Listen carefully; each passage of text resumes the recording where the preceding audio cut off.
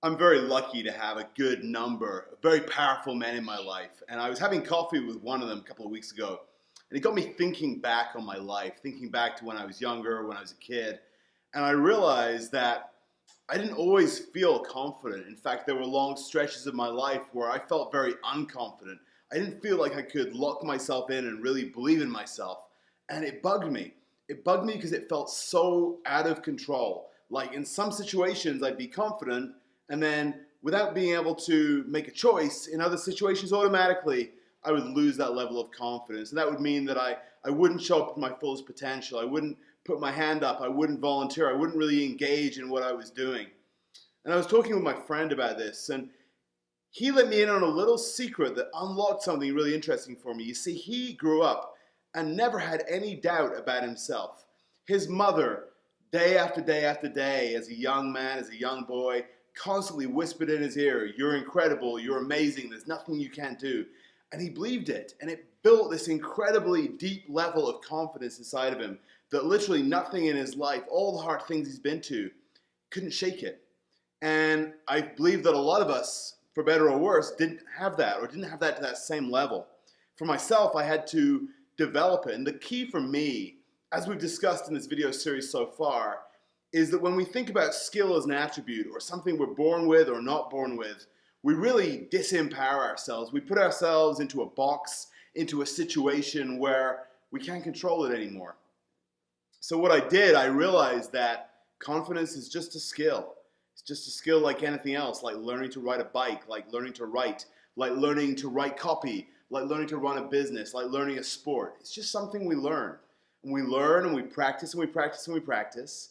And the truth is, like anything in life, when we stop practicing, we start to go backwards. So what I want to recommend to you is if you want to truly become a fully powerful and confident man who has that deep inner belief in himself to the point that other people in the room can feel it, you have to get this. You have to realize it's a skill. You have to figure out for yourself, how do you practice that skill in your life? What does it take for you on a daily, weekly, monthly basis to continue to get more confident and more confident? But I want to share with you a few techniques that have really helped me. You see, the first thing that we discussed in this, I didn't really go into depth with it, but confidence maps across. I'll say it again. Confidence maps across. This is probably an old NLP version of thinking about skill sets. What it means is that if you can learn to be confident in one layer or one position or one discipline of your life, you should and you will be able to take that confidence and map it across, transfer it across to other areas. All it takes is just a little bit of awareness and attention of where are you confident and where are you not. We've been through this already, but I want to highlight it for you. Confidence maps across. So the more confident you can become in one area, you'll automatically find that it bleeds across into other areas. So if there's an area where you already feel confident, here's an idea for you. Become more confident, learn that skill set better, really expand that area, and just allow it to move into other areas of your life. Here's something else which has worked for a lot of my clients. I like to set up these things that we call stretch experiences, and I'll tell you what a stretch experience is. You see, a stretch experience is setting yourself a goal which the current version of you which exists today cannot achieve. In other words, to achieve the goal, you must evolve into a bigger, better, more powerful version of yourself.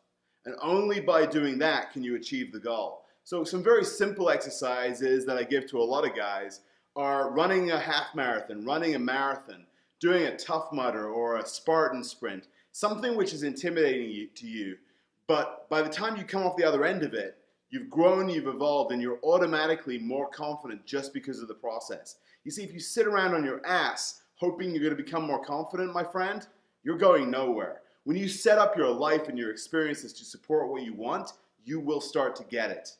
You know, I have a client who recently did something incredible. He went in less than a year from no exercise to running a 100-mile ultramarathon in Utah. You see, you have to realize that to do that, he had to change, he had to evolve, he had to master discipline.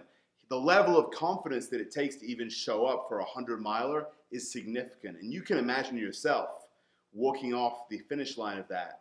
you will feel like a different person. You will feel like a different man. And it mapped across. So for him, he was going to meetings where he would be meeting with guys who were much more successful, much more established than him, where before he would have found himself intimidated. He would have felt out of place. He would have felt like he didn't belong, he wasn't worthy in that space. And through the process, this is what changed. He would show up in these meetings and he would own it. He would own himself.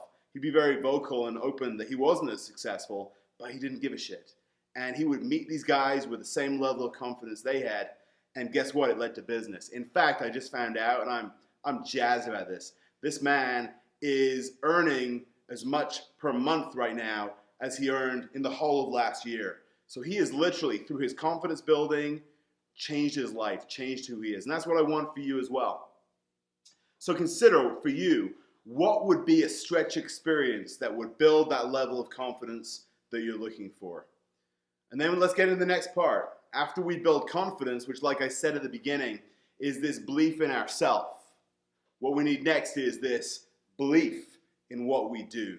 This belief in our purpose. This belief in our mission. This belief in our business. This belief in what we're selling when we're in a sales conversation. And this, my friend, is what is called conviction. So make sure you've absorbed everything you need from this section on confidence. If you haven't done it yet, make sure you do the warrior walk. It's a 15-minute exercise, which is literally going to show you how to engage your entire body, your entire physiology, to the point that when you walk in a room, you're going to feel like a badass. Confidence isn't even a problem for you at that point. That said, let's move into the next section, come back for the next section, the next video, and let's you and I work together to develop some motherfucking conviction. I'll see you there.